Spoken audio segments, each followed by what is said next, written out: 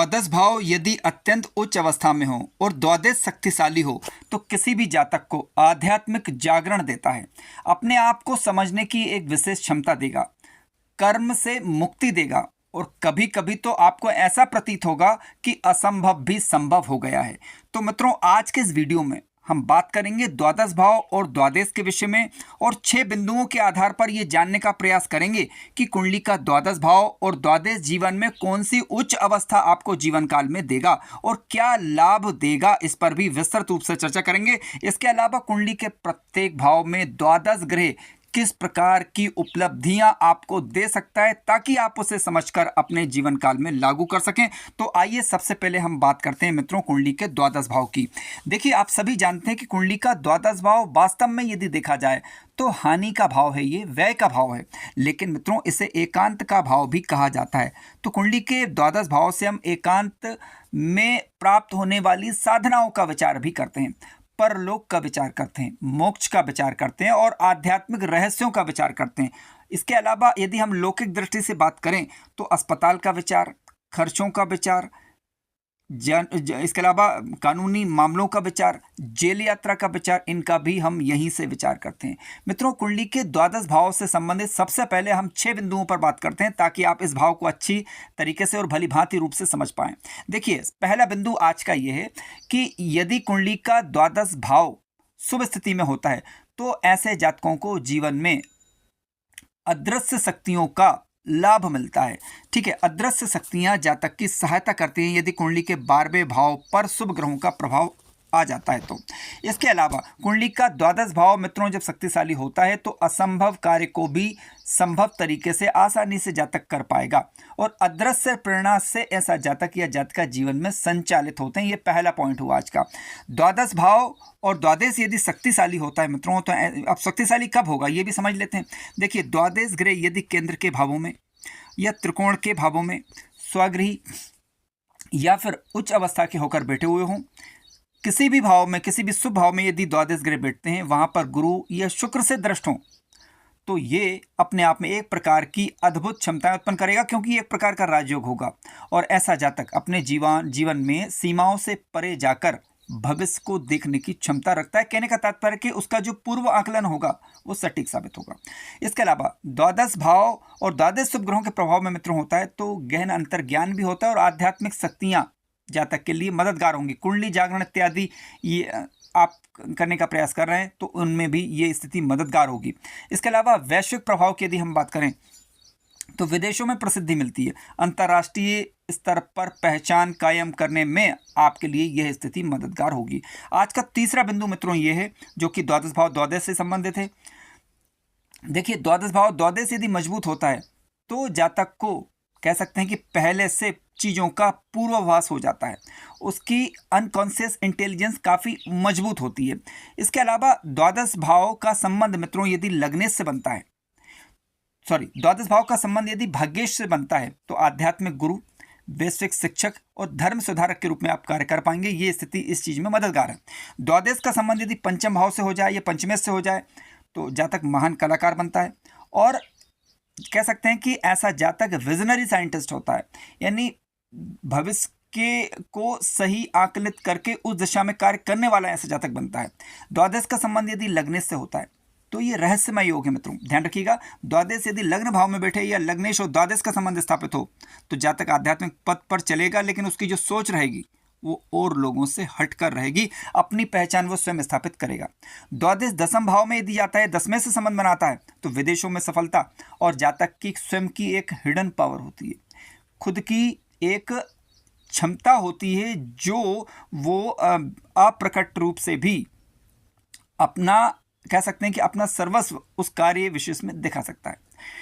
द्वादश ग्रह मित्रों स्वगृह यदि होता है तो विपरीत राजयोग का निर्माण करता है। हालांकि ध्यान रखिएगा, विपरीत राजयोग के लिए लग्न लग्नेश मजबूत होना चाहिए, 6-8-12 के स्वामी 6-8-12 में बैठे हुए होने चाहिए, लेकिन विपरीत राजयोग में यदि द्वादश ग्रह आ रहे हैं तो असंभव परिस्थितियों को भी कई बार पलट देता है। आज का 5वां बिंदु इस प्रकार से 12वें भाव या 12वें भाव का स्वामी जिनकी कुंडली में मजबूत होते हैं, सुप्रभाव में होते हैं तो गहन ध्यान से उनको सफलता मिलती है। इसके अलावा काल्पनिक शक्ति इन लोगों की अच्छी होगी। रहस्यवादी नेता ऐसे जातक होते हैं। ठीक है, आज का छठा बिंदु यह है कि द्वादश भाव यदि अपनी उच्च अवस्था का होकर बैठा हुआ हो तो अपने अहम से मुक्त हो जाता है ऐसा जातक। मानव कल्याण के लिए कार्य करने में आपको लाभकारी रहेगा और ये आप मानव कल्याण के लिए कार्य करेंगे, यानी जातक व्यक्तिगत सफलता से ऊपर उठ जाता है। आप कह सकते हैं कि ऐसे जातक या जातिका ऋषि, सिद्धयोगी या महान दार्शनिक होते हैं और उनकी कुंडलियों में भी अक्सर इस प्रकार की स्थितियां पाई जाती है। आइए अब बात करते हैं कुंडली के प्रत्येक भाव में द्वादश ग्रह किस प्रकार का फल करते हैं और इसके शुभ प्रभावों को जानेंगे। मित्रों, आइए अब बात करते हैं कि द्वादश ग्रह यदि लग्न भाव में बैठ जाए। देखिए, लग्न भाव में जब द्वादश ग्रह बैठते हैं तो जातक के पूरे व्यक्तित्व पर इसका असर होता है। पूरा व्यक्तित्व ही जातक का रहस्यवादी हो जाता है, आध्यात्मिक होगा। यदि शुभ ग्रहों का प्रभाव हो तो आप देखेंगे कि जिनकी कुंडली में द्वादश ग्रह लग्न में बैठे हुए हैं मित्रों, ऐसे जातक अंतर्मुखी स्वभाव के होते हैं, हालांकि चिंतनशील होते हैं। ठीक है, चिंतन मनन करने वाले ऐसे जातक होते हैं और सबकॉन्शियस रूप से अगर देखा जाए तो अत्यंत सक्रिय होते हैं ये। ठीक है, इसके अलावा इनकी खुद की सूझबूझ काफ़ी उच्च कोटि की होती है। हालांकि ध्यान देने योग्य बात यह है कि कम से कम मित्र ग्रह या स्वग्रही होकर यहाँ पर द्वादश ग्रह बैठा हुआ होना चाहिए। यदि द्वादश ग्रह लग्न भाव में बलवान स्थिति में है, यानी अंश बल से वो मजबूत हों, मित्र ग्रही कम से कम, या शुभ ग्रहों के प्रभाव में यदि आ रहे हैं और द्वादश भाव भी शुभ ग्रहों के प्रभाव में है, तो आप देखेंगे कि लग्न में बैठा हुआ द्वादश ग्रह मित्रों आपको दार्शनिक बनाता है, आध्यात्मिक मार्गदर्शक आप हो सकते हैं, लेकिन आपका व्यक्तित्व एक रहस्यमय होगा। गहरी अंतर्दृष्टि होगी आपकी, जो असंभव समस्याओं का समाधान करती है। ठीक है, ये आपकी मजबूत ताकत है, जो आप इसे पहचान कर अपने जीवन में इसका उपयोग कर सकते हैं। जब कभी भी आपको ऐसा लगे कि किसी समस्या में फंस गए हैं, तो आप चिंतन करिए, एकांत में बैठकर सबसे पहले ध्यान करें। ध्यान करने के बाद चिंतन करिए उस विषय सब्जेक्ट का जिससे आप निकलना चाहते हैं, आपको मार्ग मिल जाएगा। ठीक है, क्योंकि गहरी अंतर्दृष्टि देगा द्वादश ग्रह यहाँ पर बैठकर। ठीक है, अदृश्य रूप से अदृश्य शक्तियाँ आपको संरक्षित करेंगी, आप ऐसा महसूस करेंगे। इसके अलावा लग्न में बैठे हुए द्वादश जिनका शुभ होता है मित्रों, वह गहन विचारक होते हैं, योगी किस्म के, और आपकी एक मजबूत बात यह भी है कि आप अच्छे आध्यात्मिक लेखक हो सकते हैं। इस दिशा में यदि कार्य करें तो सफलता मिलने की संभावना बढ़ जाती है। हालांकि तृतीय भाव, तृतीयेश और बुध की स्थिति जरूर देख लीजिए फिर भी। आइए बात करते हैं द्वादश मित्रों यदि कुंडली के सेकंड हाउस में बैठ जाए।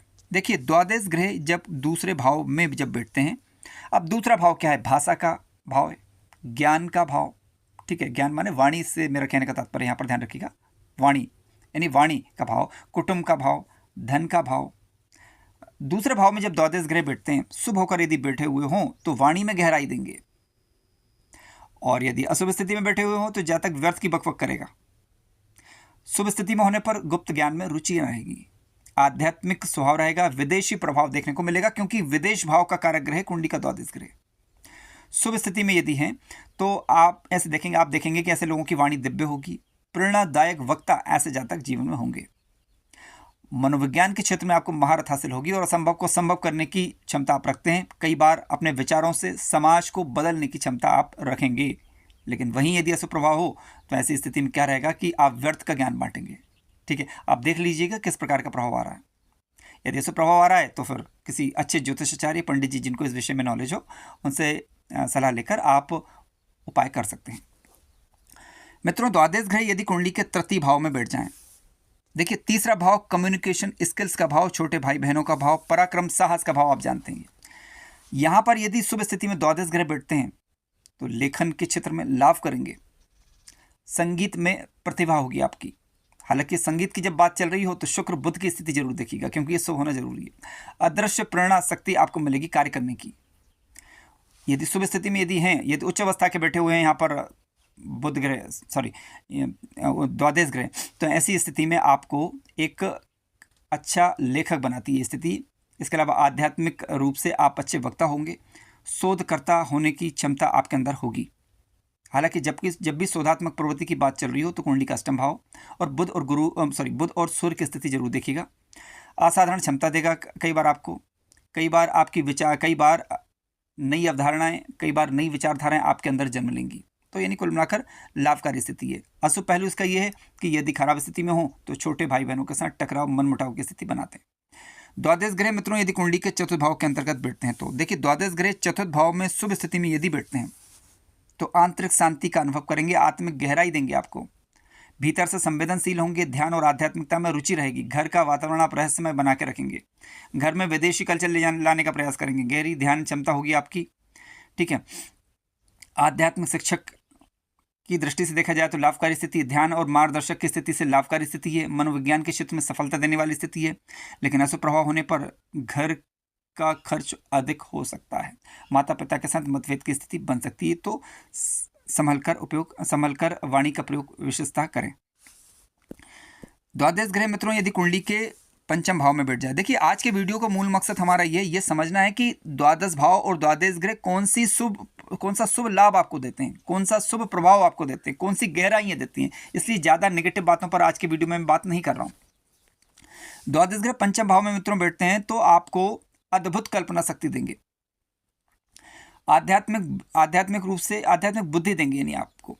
इसके अलावा आपको महान कलाकार और आध्यात्मिक दार्शनिक बनाता है ये स्थिति। ठीक है, इसके अलावा देवी प्रेरणा से आप किसी भी कार्य का सृजन कर पाएंगे, क्योंकि सृजनात्मक भाव है कुंडली का पंचम भाव।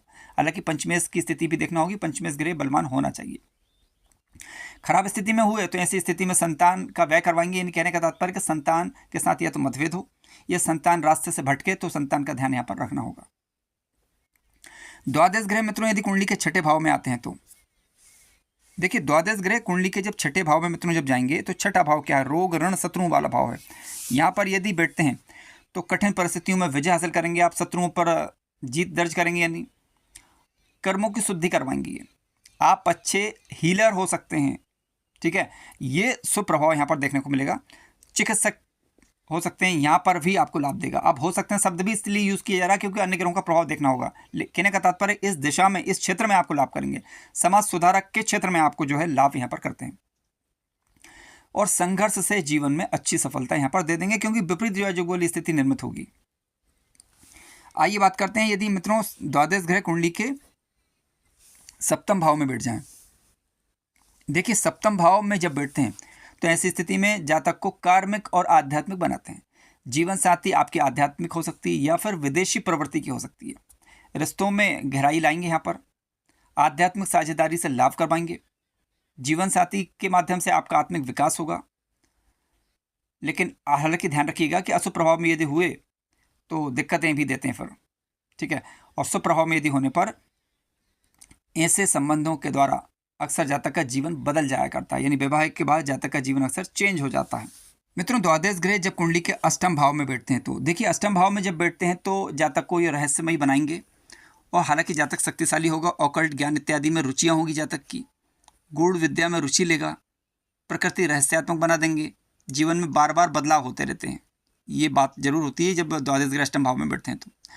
रहस्यवादी बनाएंगे आपको, शोधात्मक कार्यों में रुचि जागृत करेंगे जब इनकी दशा अंतर्दशा आएगी, और इसके अलावा असाधारण क्षमता देंगे, जीवन के नियमों का ज्ञाता बना देंगे आपको कि जीवन जिया कैसे जाता है। ये लाभ द्वादश ग्रह आपको यहाँ पर देंगे उच्च अवस्था में होने पर, शुभ स्थिति में होने पर। आइए बात करते हैं द्वादश ग्रह यदि नवे भाव में बैठ जाए। मित्रों, द्वादश जब नवे भाव के अंतर्गत बैठते हैं तो धर्म और अध्यात्म का भाव है, आप जानते हैं। विदेशी यात्राओं होगी और होती रहेगी, इनका लाभ मिलेगा, या फिर आपकी यात्राएं होती रहेंगी कम से कम। ठीक है, विदेश भाव को स्वामी जब यहाँ पर बैठेगा तो निश्चित रूप से यात्राएं करवाएगा। आध्यात्मिक दर्शन से लाभ होगा। इसके अलावा शिक्षक के रूप में यदि आप कार्य करते हैं, किसी प्रकार के शिक्षक के रूप में, चाहे वो वैश्विक शिक्षक हो, चाहे वो आध्यात्मिक शिक्षक हो, चाहे वो किसी भी प्रकार का जो कि शिक्षा देने का कार्य कर रहा है, उस दृष्टि से यदि देखा जाए तो द्वादश ग्रह यहाँ पर लाभकारी है। अशुभ प्रभाव होने पर पिता के साथ मतभेद, ठीक है, और विदेशी अध्यात्म को, विदेशी धर्म को अपने धर्म में इंक्लूड करने वाली प्रवृत्ति होना, इस प्रकार की चीज़ों की तरफ ये इंडिकेशन देते हैं। मित्रों, द्वादश ग्रह यदि कुंडली के दसम भाव के अंतर्गत बैठते हैं तो क्या, देखिए द्वादश ग्रह ये कुंडली के दसम भाव में बैठेंगे तो, अब दसम भाव आप जानते हैं कि ये कर्म का भाव है। यहाँ पर यदि बैठेंगे तो वैश्विक स्तर पर कार्य करने की विशेष क्षमता देंगे शुभ प्रभाव में होने पर। ठीक है, और विदेश में करियर आप बना पाएंगे। अंतर्राष्ट्रीय संस्थाओं से जुड़कर लाभ होगा आपको। ठीक है, ये फायदा समझिए, कर्म भाव में बैठे हैं, इसका मतलब विदेश में करियर की संभावना बनती है। अंतर्राष्ट्रीय संस्थाओं से जुड़कर आपको लाभ होगा, या विदेशी संस्थाओं से जुड़कर कार्य करने से भी आपको लाभ होगा, ऐसा मान सकते हैं आप। ठीक है, इसके अलावा उच्च अवस्था में यदि बैठे हुए हैं, शुभ प्रभाव में यदि, उच्च अवस्था का तात्पर्य है कहने का यहाँ पर कि मित्र राशि के हों और शुभ प्रभाव में यदि हों, 12वें भाव पर भी शुभ ग्रहों का प्रभाव यदि आ रहा है तो वैश्विक नेता, ठीक है, अच्छे नेता होंगे आप। इसके अलावा आध्यात्मिक संगठन का प्रमुख हो सकते हैं, यहाँ पर भी लाभ देंगे आपको। अंतर्राष्ट्रीय रूप से अगर देखा जाए तो ख्याति आपकी होगी। ठीक है, द्वादश ग्रह मतलब 10वें भाव में बैठकर लाभ ही करेंगे। हालांकि ये यहाँ पर शत्रुग्रही और पीड़ित नहीं होना चाहिए। नीच की मैं बात कर रहा हूँ, नहीं कर रहा हूँ फिलहाल, ध्यान रखिएगा। शत्रुग्रही हो और पीड़ित हो रहे हो, कमजोर होकर बैठे हुए हों, तो ऐसी स्थिति में काम धंधों में थोड़ी दिक्कतें रहती हैं। आइए बात करते हैं द्वादश यदि एकादश भाव में बैठ जाए। मित्रों, द्वादश ग्रह जब कुंडली के एकादश भाव के अंतर्गत बैठते हैं तो देखिए, विदेशी मित्रों से लाभ, आध्यात्मिक समूह से लाभ मिलेगा आपको। ठीक है, जीवन में आगे बढ़ने के अवसर मिलेंगे, और या फिर ऐसे लोग जीवन काल में आएंगे जो कि आपके लिए मददगार होंगे। तो एकादश भाव में द्वादश ग्रह जब बैठेंगे तो धन लाभांश में हालांकि थोड़ा कमी करेंगे। हालांकि आपका कार्य चलता रहेगा, क्योंकि अब देखिए खर्च भाव को स्वामी लाभ भाव में बैठेगा, तो सीधी सी बात है कि लाभांश कम होगा यहाँ पर। ठीक है, तो धन की स्थिति के हिसाब से देखा जाए तो ये मध्यम स्थिति कही जाएगी। आइए बात करते हैं द्वादश यदि द्वादश भाव में ही मित्रों बैठे। देखिए, द्वादश ग्रह जब द्वादश भाव के अंतर्गत ही बैठते हैं तो ऐसी स्थिति में क्या होगा, ध्यान और मोक्ष मार्ग की तरफ आप अग्रसर रह सकते हैं। सुप्रभाव में होने पर योगी हो सकते हैं आप, सन्यासी हो सकते हैं, और इसके अलावा आपको इन चीज़ों में लाभ मिलेगा। कहने का तात्पर्य, जातक अहम का पूर्ण विसर्जन यहाँ पर हो जाता है।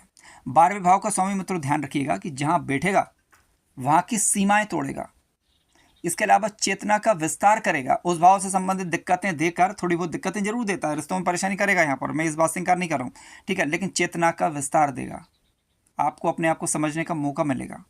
ठीक है, और जीवन में ऐसी ऊंचाइयाँ देगा जहाँ जीवन में सामान्य नियम लागू नहीं होते। तो द्वादश भाव, ये नहीं कि द्वादश भाव खर्चों का भाव, ये जिस भाव में बैठेगा उस भाव से संबंधित चीज़ों को खर्च करवाएगा, उस भाव से संबंधित रिश्ते नातों में थोड़ी बहुत दिक्कत देगा, लेकिन उस भाव से संबंधित ज्ञान को प्रबल कर देगा। ठीक है, उस भाव से संबंधित चीज़ें आपके जीवन में आएंगी जरूर, लेकिन उनको, उनकी परतें खोल देगा, उनकी अच्छाइयाँ बुराइयाँ सामने लाकर रख देता है मित्रों।